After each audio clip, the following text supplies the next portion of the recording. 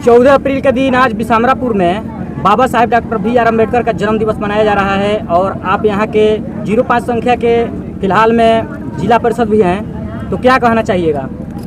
मैं सबसे पहले सभी को हार्दिक अभिनंदन और स्वागत करते हैं कि इतना मने पिछड़ा इलाका और सबसे मने कमज़ोर वर्ग में, सबसे दलित बस्ती में ये हर जगह बाबा साहब का प्रतिमा लगना चाहिए। हम सभी लोग अपने बाल बच्चा के पढ़ाने के काम करें ताकि बाबा साहब का जो सपना अधूरा है उस अधूरा को हम लोग पूरा कर सकें। बाबा साहब यही बोले थे कि शिक्षित बनिए, संगठित होइए, संघर्ष कीजिए। आप जिला परिषद होने के नाते बाबा साहेब अम्बेडकर की शिलान्यास यहाँ पे किया गया है, उसमें क्या सपोर्ट करेंगे? हम इसमें जिस दिन प्रतिमा लगा उस समय तो हम नहीं थे, हमारी माता की देहांत हो गया था, उसमें हम चले गए थे उत्तर प्रदेश, यहाँ थे नहीं। हमारे आज़ाद समाज पार्टी के जिला अध्यक्ष इश्तियाक भैया जी से हम फ़ोन पर बात किए कि भैया वहाँ लगना चाहिए, जो खर्च लगेगा उसमें जो हमारा हिस्सा बनेगा, चाहे जो हमसे बोलिएगा। और यहाँ के सभी नौजवान भाई मित्र दोस्त से मैं बोलना चाहूँगा कि इसमें जो भी लगेगा आप लोग बोलिएगा, हम करेंगे, बहुत आप लोग के साथ रहेंगे।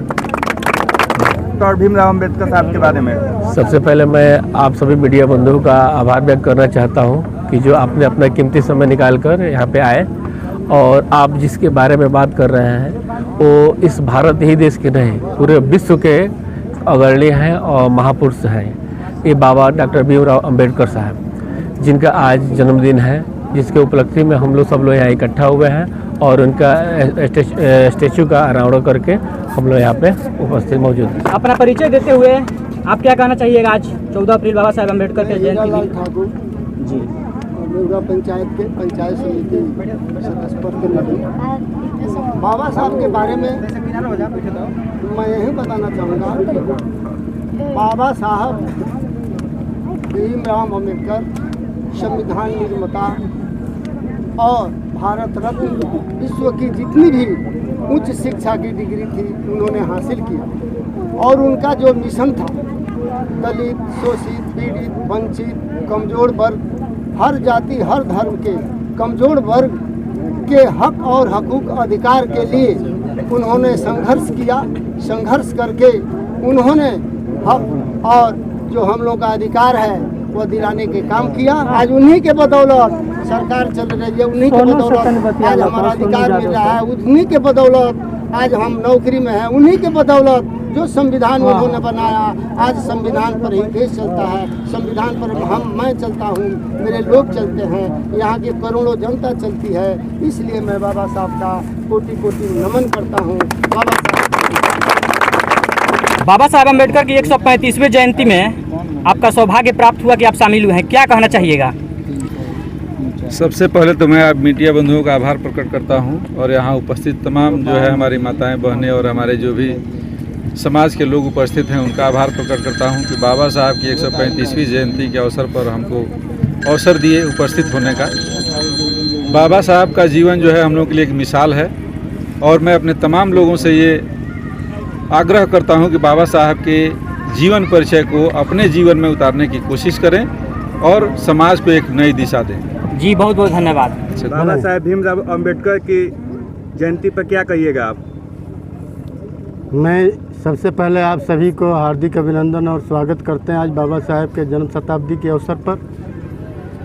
मैं the Buddhist society of India, भारतीय बौद्ध महासभा, जो बाबा साहेब डॉक्टर भीमराव अम्बेडकर जी 5 मई 1955 का भारतीय संविधान के गठन के बाद उन्होंने बनाया था, मैं जिसका पश्चिम चंपारण का जिला अध्यक्ष हूँ। और बाबा साहेब अम्बेडकर के जो बुद्धिज़्म है, जो दुनिया के विश्व में फैला है, मैं उस बुद्धिज़्म पर काम कर रहा हूँ। और बाबा साहेब डॉक्टर भीमराव अम्बेडकर के जयंती पर मैं यही कहना चाहता हूँ कि बाबा साहेब वह शख्सियत हैं जो हज़ारों वर्षों की गुलामी की बेड़ियों को तोड़कर हमको समाज के मुख्य धारा में आए और हम समाज के मुख्य धारा में आकर हम देश का शासक बने हुए हैं। बाबा साहेब की जो कुछ करवा है, जो मिशन है, उसको पूरा करने के लिए हम लोग घर द्वार त्याग कर निकले हुए हैं।